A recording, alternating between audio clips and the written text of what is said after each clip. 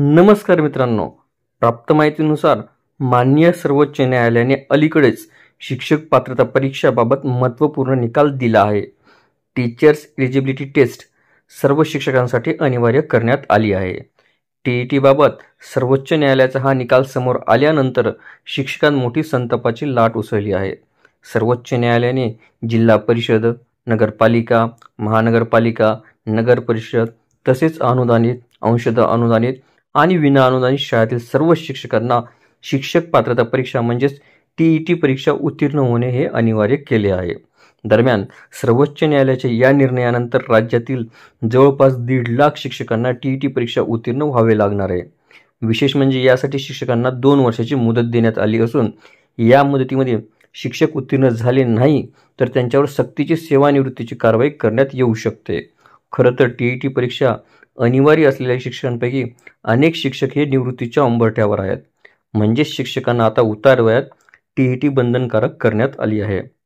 यामुळे शिक्षक संघटना कमालीच्या आक्रमक झालेल्या दिसून येत आहेत. उच्च न्यायालयाच्या या निकालाविरोधात अनेक शिक्षक संघटना आणि देशभरातील विविध राज्यांनी सर्वोच्च न्यायालयामध्ये फेरविचार याचिका दाखल केली.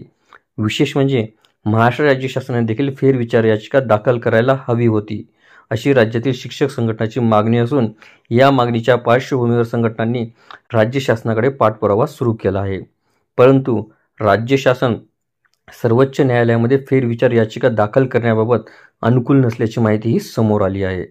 महाराष्ट्र राज्य शासनाच्या मते फेरविचार याचिकेमुळे सर्वोच्च न्यायालय निर्णय बदलणार अशी शक्यता फारच कमी आहे. याउलट जर केंद्रातूनच कायद्यात बदल करण्यात आले तर शिक्षकांना दिलासा मिळू शकतो.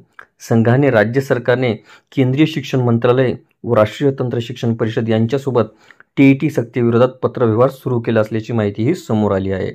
विशेष म्हणजे यासाठी अनेक शिक्षक संघटनांनी ही विनंती पत्र पाठवत कायद्यात बदल करण्याची मोठी मागणी यावेळी उपस्थित केली.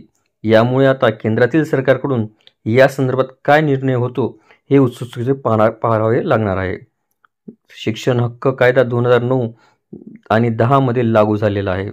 याच कायद्यामध्ये टीईटी बाबतचे कलम आहे. पण ही परीक्षा कायदा लागू झाल्यानंतर सेवेत येणाऱ्या शिक्षकांसाठीच घ्यावी असे या कायद्यामध्ये कुठेच नमूद केलेलं नाहीये. याचमुळे माननीय सर्वोच्च न्यायालयाने कायदा लागू होण्याच्या आधी काम करणाऱ्या आणि टीईटी उत्तीर्ण न झालेल्या शिक्षकांना सुद्धा टीईटी परीक्षा बंधनकारक करण्यात आली. दरम्यान राज्य सरकारने आता याच कायद्यात बदल करण्यासाठी केंद्राकडे पाठपुरावा सुरू केला आहे. यामुळे आता केंद्रातील सरकारने याबाबत वेळेत निर्णय घेतला तर ही परीक्षा टळण्याची शक्यता आहे. थोडक्यात केंद्रातील सरकारने कायद्यात बदल केला तर कायदा लागू होण्याआधी सेवेत आलेल्या शिक्षकांना सुद्धा टीईटी द्यावी लागणार नाही. आपल्याला व्हिडिओ आवडले असल्यास चॅनलला नक्कीच लाईक, शेअर आणि कॉमेंट्स करायला विसरू नका. तसेच चॅनलला ऑल नोटिफिकेशन्स ऑन करून सबस्क्राईब करा, जेणेकरून व्हिडिओचे सर्व नोटिफिकेशन्स आपल्याला सर्वप्रथम मिळतील. लवकरच आपण पुढच्या व्हिडिओमध्ये भेटूया. तोपर्यंत नमस्कार.